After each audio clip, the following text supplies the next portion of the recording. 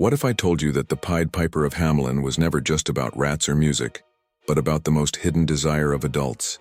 To make disappear everything that gets in the way, everything that demands, everything that this noisy childhood represents. And what if, behind the story, hidden among the notes of the flute were the most shameful confessions? If only for one day I could free myself from the weight of caring, the hassle of creating, the noise that never stops. Who knows? Maybe I would have peace. Breathe. Because this is the story where small, pesky rodents aren't just rats. They're everywhere, gnawing on crumbs and even on nerves. They're part of the problems the city or the family can no longer bear to solve. They are, symbolically, the children themselves. The town of Hamelin, suffocated by a plague of rats, offers a reward to anyone who makes them disappear. Then the Pied Piper appears, mysterious, safe, the long-awaited magical solution. He plays and all the rats vanish. It's that easy. But when it's time to pay the price for peace, the mayor fails. He refuses the agreement. He returns the problem to the world of, it's not fair. He wants a miracle, but he doesn't want to bear the cost. And then comes the punishment. The Piper returns, this time enchanting not rats, but children. He takes them to an unknown destination, a city submerged beneath the mountain. Only adults remain, celebrating the silence until they realize that without children, existence loses its meaning, and their longing burns brighter than the plague of rats. Think about it. How many of us have wished someone would take away the excess, the noise, the daily burden, only to discover that by eliminating the discomfort, we also eliminate the joy, the future, the hope. That in seeking to silence the noise of life, we fail to realize that it is in it that the music resides. The real drama of Hamelin is not losing mice or children. It is discovering that no one gets rid of what bothers them most, without also losing what mattered most, even without knowing it. The beginning of the story is a portrait of an entire system that has lost control of its own excesses. Hamelin is overrun by rats, infestation, filth, destroyed food, and residents surrounded. A plague, a collective problem, a constant nuisance. No one knows what to do anymore. All methods fail. And along with the collapse comes shame. How did we let this happen? Why don't we monitor things better? Excess grows where care fails. But consider, what are rats to this city? They are what no one controls. The aspect of life no one wants to embrace. Rats are leftovers. They are what remains of feasts and distractions, what we leave for tomorrow. They are the unacknowledged consequences of our own desires. Exhausted, the city's adults decide to outsource. Whoever solves this will be rich, acclaimed, and relieved by the people. The mayor offers a reward to whoever eliminates the nuisance. They want it to disappear, not a real solution. They want a miracle, and the miracle appears.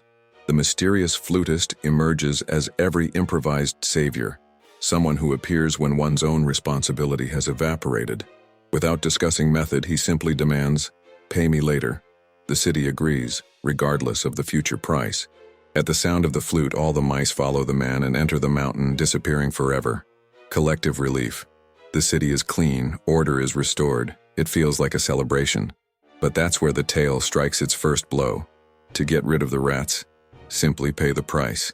And that's where the classic mistake unfolds. They try to negotiate the reward. They want an advantage, they want a miracle without paying for it. What is this, mayor? The adult ego that wants victory without investing, that makes deals with life, and then denies them when it feels it has gotten away with it. It's easy to laugh at the town of Hamelin. What's harder is admitting how often we're the same. We accept magical solutions to chronic problems, but when it comes time to foot the bill, we balk. That's not quite what I wanted.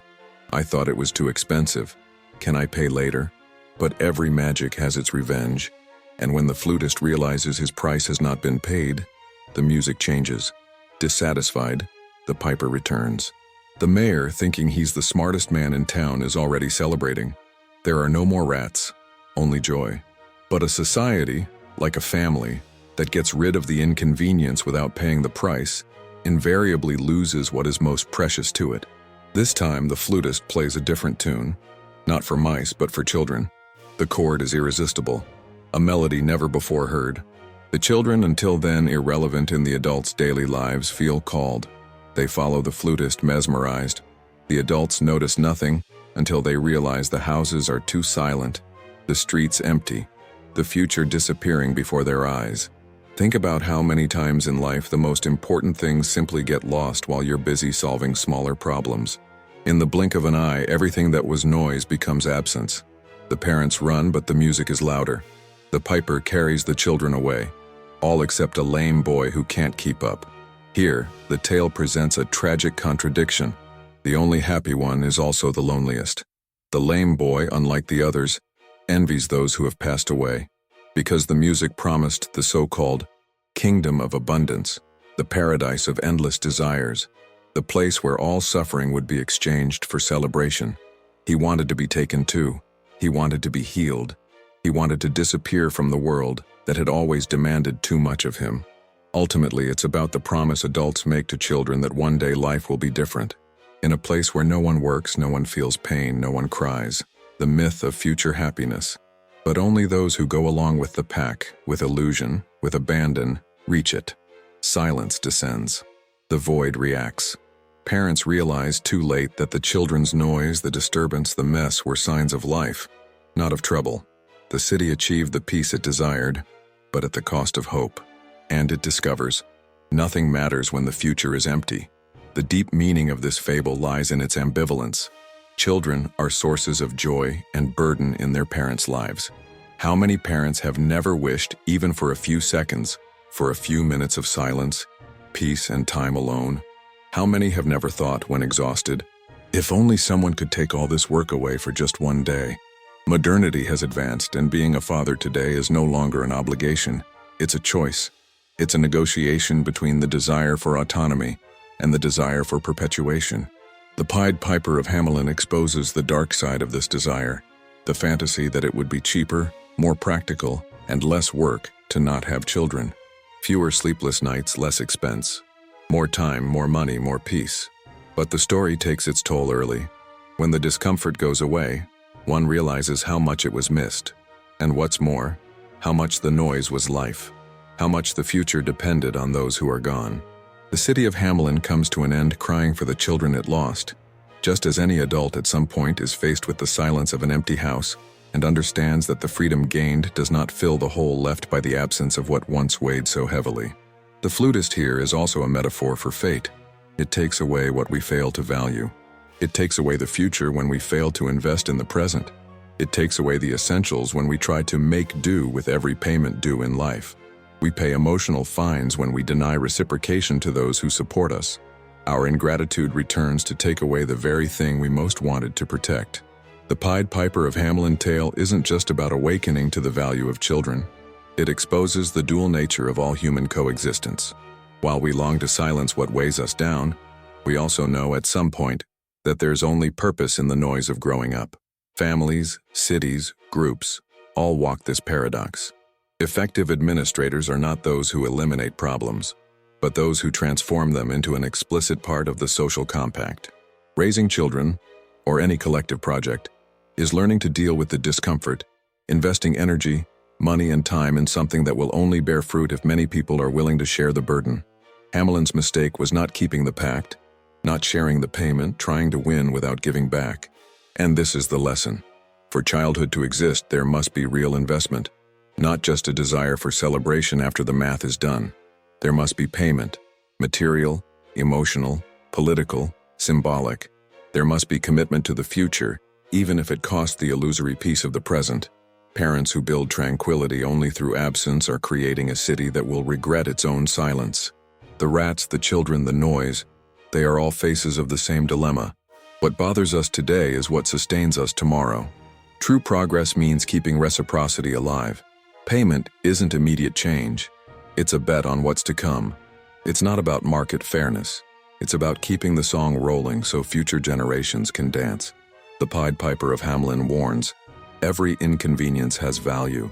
When we get rid of what weighs us down, we can get rid of what we need. The rats are devoured, we celebrate. But by not paying what justice demands, our future is charged with what hurts the most, the absence of those who carry tomorrow.